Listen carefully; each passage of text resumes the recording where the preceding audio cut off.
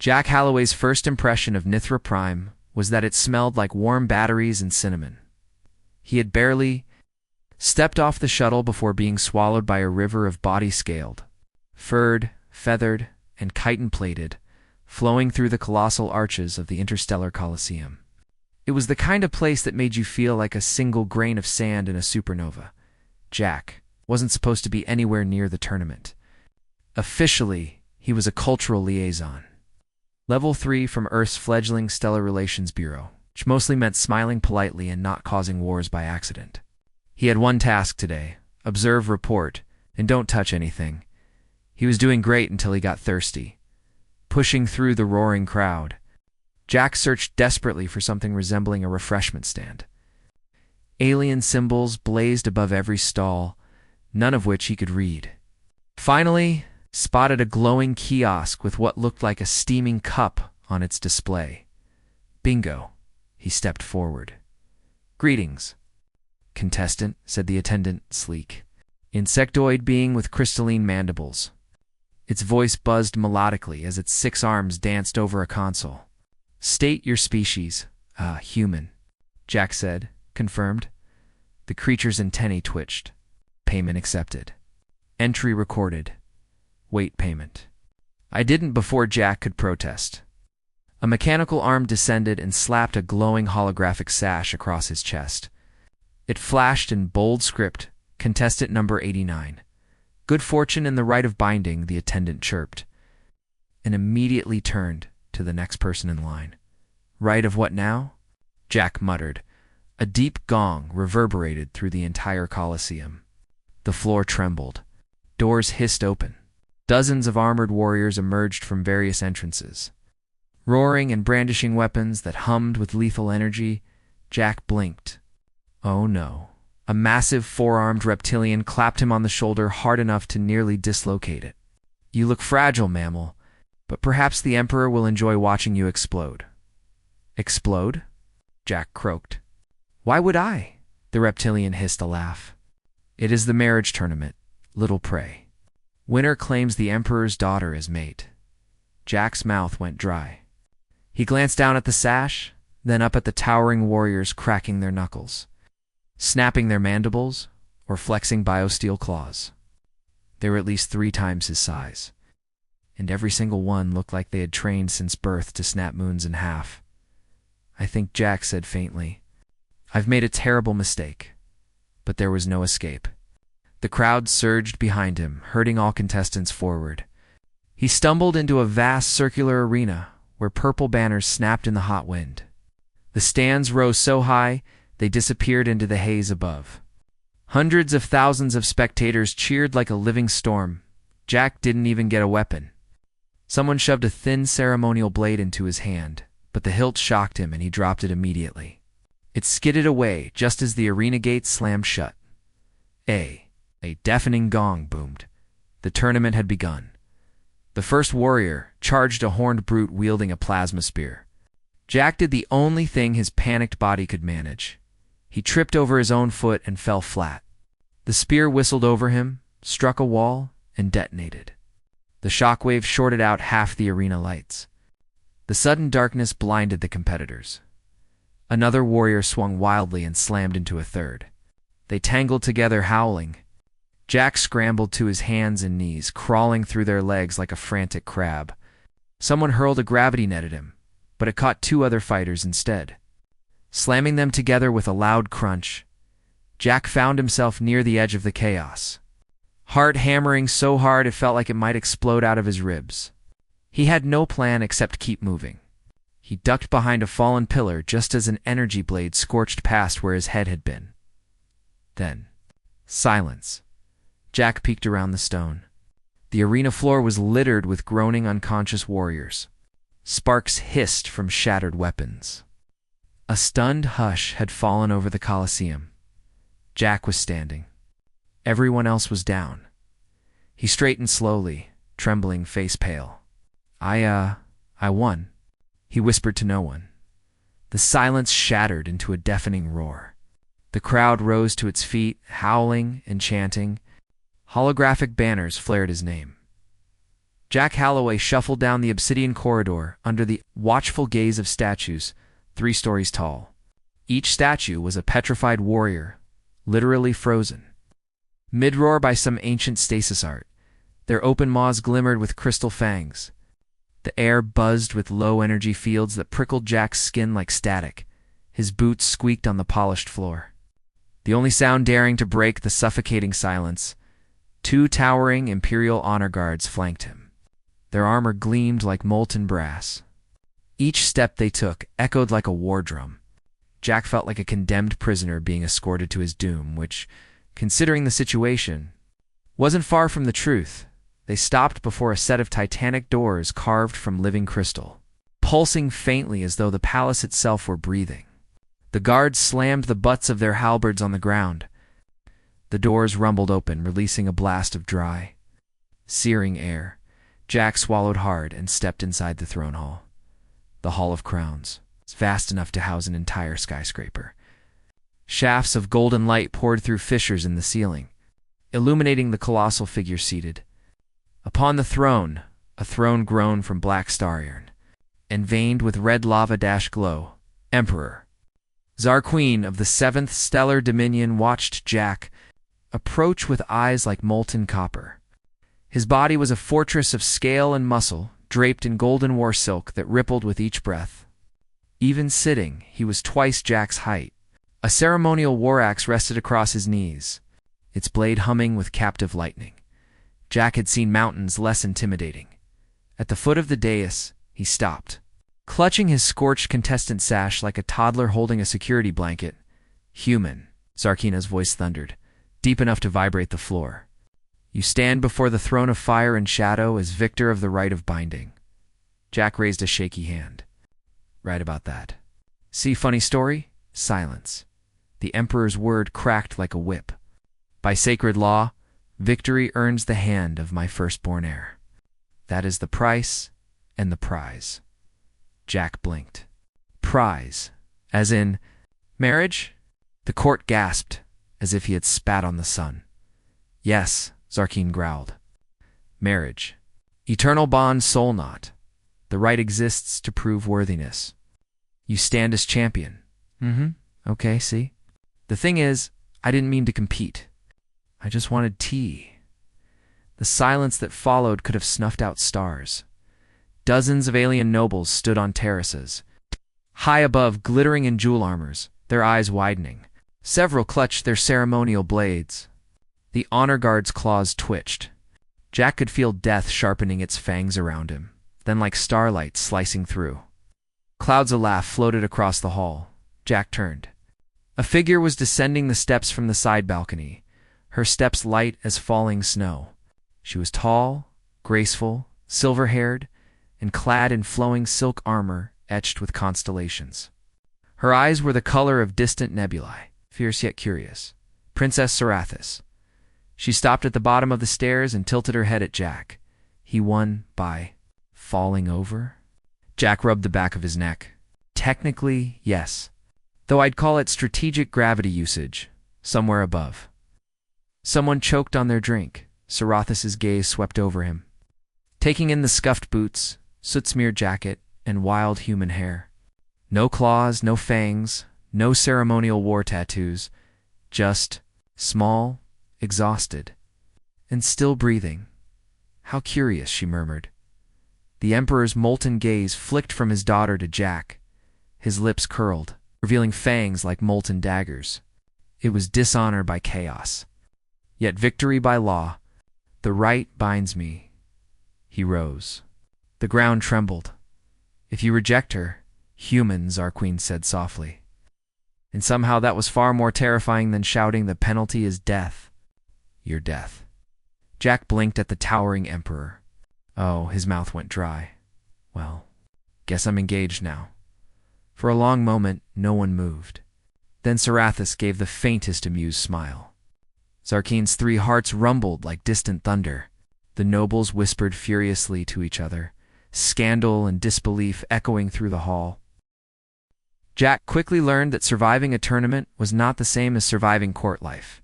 The imperial palace of Nithra Prime was an architectural, Marvola city-sized labyrinth of soaring spires, glowing crystal gardens, and gravity-defying bridges that hung like spider silk between towers. It was beautiful. It was terrifying. And it was very much not designed for humans. Every door was too tall. Every chair was too wide.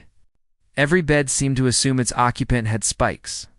Jack's personal quarters, supposedly luxurious, resembled a weapons testing chamber. The bed had a reinforced meteor plate frame. The pillows were carved from volcanic glass, excellent for posture, a servant assured him. The shower mist occasionally sprayed molten-scented steam. His first breakfast nearly killed him. The palace chef, a many-tentacled being named Krith, proudly presented a platter of writhing comet spores, still glowing with bioluminescent heat. A delicacy, Krith said, as the spores emitted faint sizzling noises. Jack sniffed it. His eyebrows almost singed off. On Earth, we cook food after it stops trying to escape. The spores detonated in a puff of spicy plasma. Krith muttered something about fragile Terran constitutions and brought him a bowl of something bland and gray that tasted like damp cardboard. Jack ate it gratefully, and that was just the food. The real danger came from people. Alien nobles shadowed him constantly, whispering and glaring from behind jeweled masks. They considered him an unworthy outsider who had stolen what dozens of them had fought there. Whole lives to win the hand of the Emperor's only daughter. Every day. Someone challenged him one morning. A mantis lord named Zarek approached during a formal garden walk, bowed mockingly and declared, "I challenge you, human. One slash of the blade to prove your worth." Jack, holding a cup of weak tea, blinked. Can it be a metaphorical slash? It could not. Zarek lunged.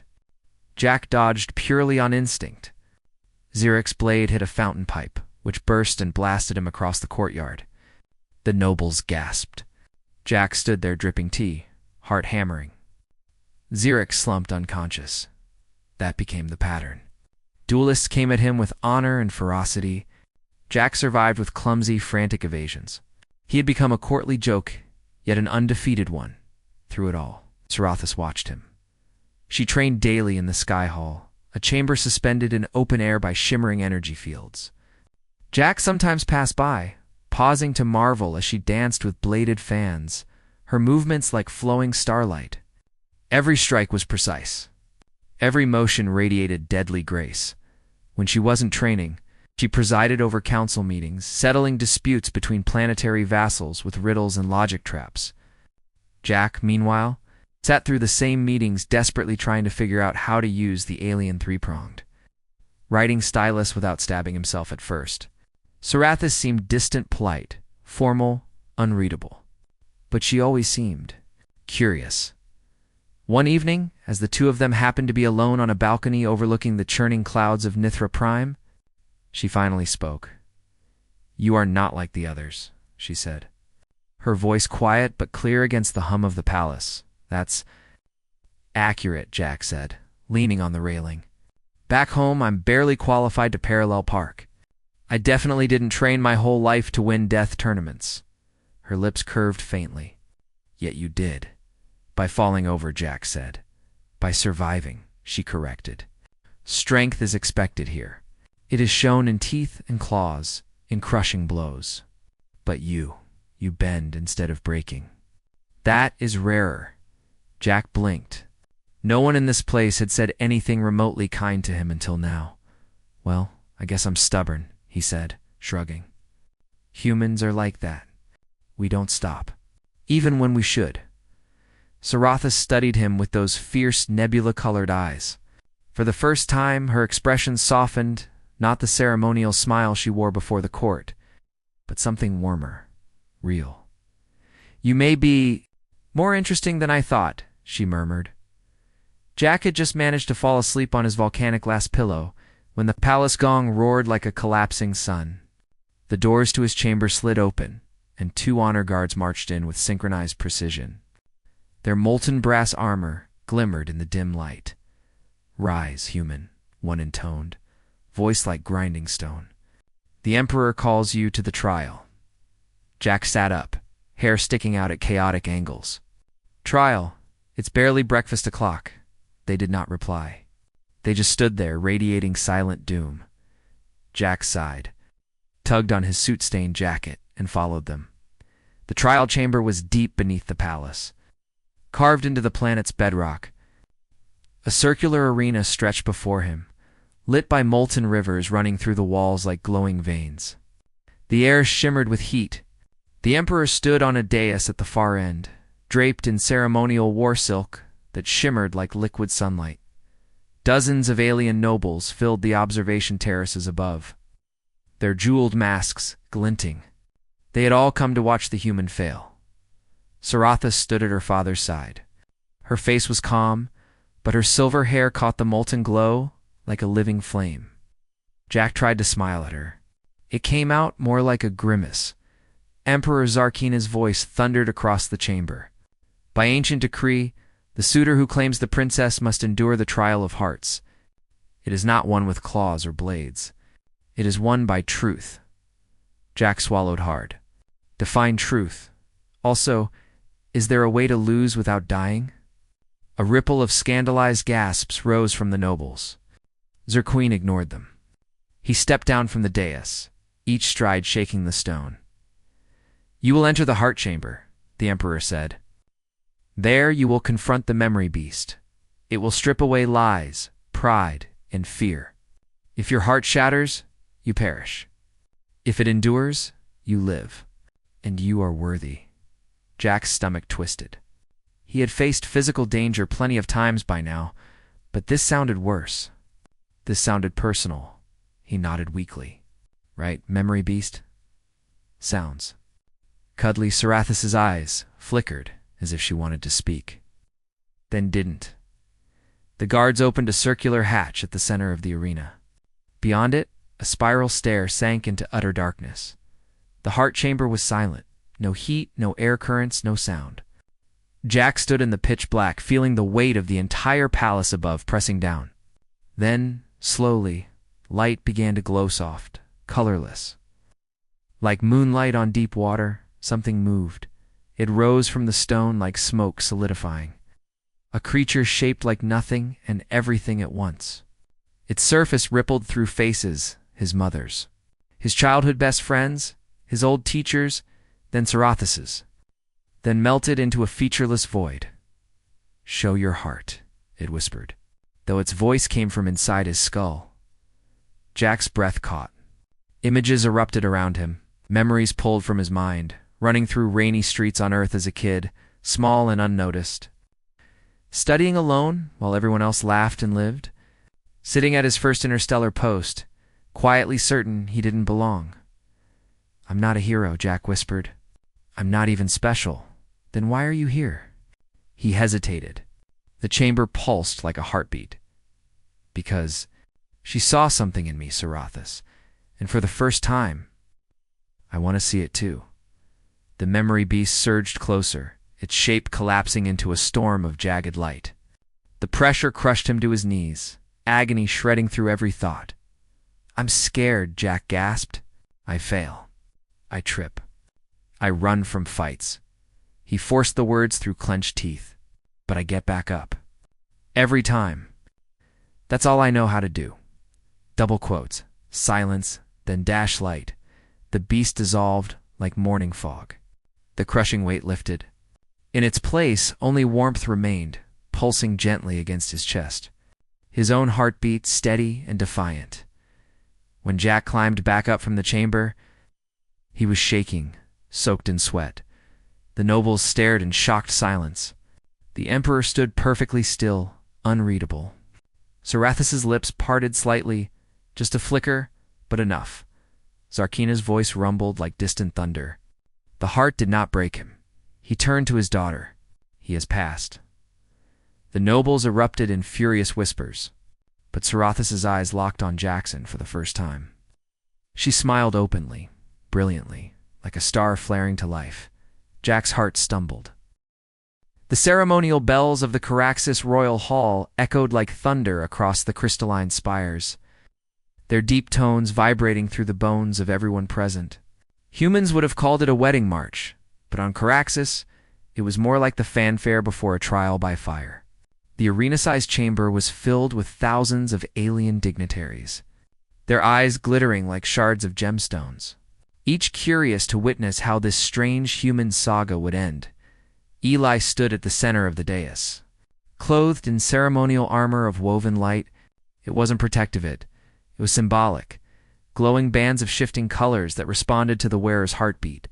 To his right stood Princess Lysera, the Emperor's daughter, regal in her towering headdress of living star moss that fluttered with muted light. She looked calm, though Eli could see the subtle flicker of her throat, Pharrell's a sign of nervousness she hadn't shown before. Before them loomed the Emperor himself, High Sovereign Dravix IV, a being who resembled a walking monolith carved from meteorite, his 6 eyes glimmering with molten gold. When he spoke, sound wasn't just hurt, defrabrated through the air like the growl of distant earthquakes. Human Eli Ward. The Emperor rumbled. You have achieved what none of your species have even attempted. You triumphed in the rite of ascendant bonding. By ancient law, you are promised to my bloodline. Yet, law bends before destiny. Today you will decide. Will you claim this bond and with it, a place among our throne world? Or renounce it, and return to your world as a mortal once more? A hush swept the hall like the drawing of a single vast breath. Eli felt the weight of 1,000 stares crush down on him. He had imagined this moment in sleepless nights ever since he'd accidentally stumbled into that first contest. He had imagined running. He had imagined laughing it off, explaining to Lysera that humans weren't built for this kind of responsibility. But now, standing here, he realized he wasn't the same man anymore. He glanced at Lysera. She met his gaze evenly, though her mandibles trembled slightly. There was a question in her eyes, one she was too proud to ask aloud. Did he see her as a prize, or as a person? Eli took a step forward, the ceremonial light armor rippling in response. He spoke, voice steady. When I came here, I was just a lost human who didn't know the rules. I didn't mean to win your contests. I didn't mean to outfight your warriors or outwit your champions. But through it all, she stood beside me. She saw something in me when no one else did. Not weakness. Not strangeness. Just me. The Emperor's 6 eyes narrowed, unreadable. The hall waited, frozen. I will not claim her as a prize, Eli continued, because she is not one. But if she will choose me, as I choose her, not by law, not by conquest, then yes, I will stay. Silence stretched like the void between stars. Then Lysera moved. Slowly, deliberately, she reached out and entwined her clawed hand with his.